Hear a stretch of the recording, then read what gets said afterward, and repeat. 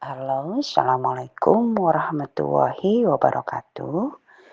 Bapak dan Ibu, sekarang kita ketemu lagi dengan topik baru yaitu mengamankan keuangan koperasi melalui bentuk neraca. Untuk mengamankan keuangan koperasi sejahtera, maka dibuatlah bentuk neraca koperasi sejahtera yang berbeda dengan bentuk koperasi pada umumnya. Berikut kita lihat Bapak Ibu, ada neraca milik suatu koperasi yang dimana koperasi ini atau gambar ini diambil dari sebuah buku, dari buku berjudul Akuntansi karangan Dra. Uis Rintanti yang diterbitkan oleh Grafindo Media Pratama. Dari buku ini bisa dilihat bahwa aktiva dibagi dua, aktiva lancar dan aktiva tetap. Aktiva lancar adalah aktiva yang umurnya kurang dari 1 tahun, serta aktiva-aktiva yang perputarannya lancar, seperti kas, seperti itu disebutnya aktiva lancar. Di sini kita lihat bahwa di dalam aktiva lancar dimasukkan persediaan barang dagang, yang mana di koperasi sejahtera persediaan barang dagang dan harta tetap atau aktiva tetap lainnya dipisahkan di bawah dengan pertimbangan tertentu demi keamanan keuangan koperasi. Kemudian di gambar selanjutnya kita juga melihat ada neraca koperasi lain yang diambil dari buku Prinsip-Prinsip Akuntansi karangan Drs. H. Sudibyo dan kawan-kawan yang diterbitkan oleh PT Galia Indonesia.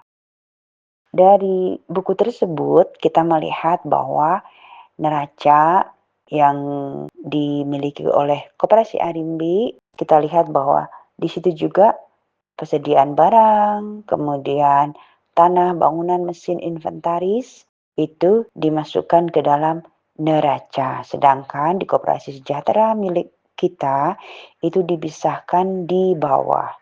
Pertimbangannya sama ya, demi keamanan keuangan.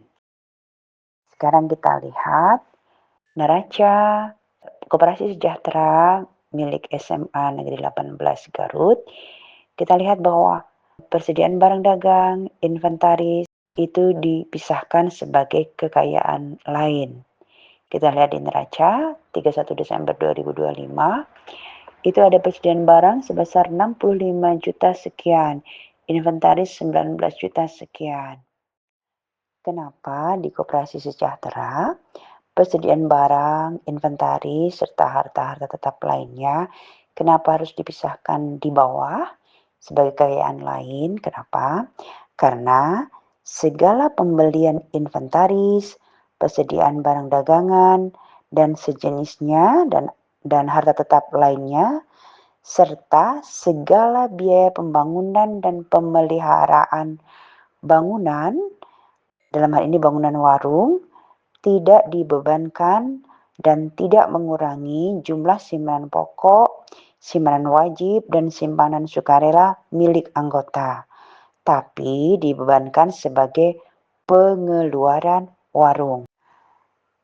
Karena dibebankan sebagai pengeluaran warung dan tidak mengurangi simpanan pokok wajib sukarela anggota, maka inventaris, persediaan barang dagangan, dan lain-lainnya itu tidak boleh ditempatkan di dalam neraca, tapi harus di bawah neraca sebagai kekayaan lain.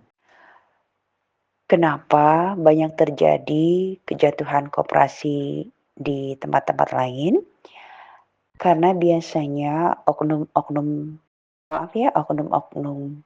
kebetulan pengurus yang mempermainkan angka-angka di dalam neraca. Misalnya nih, persediaan barang.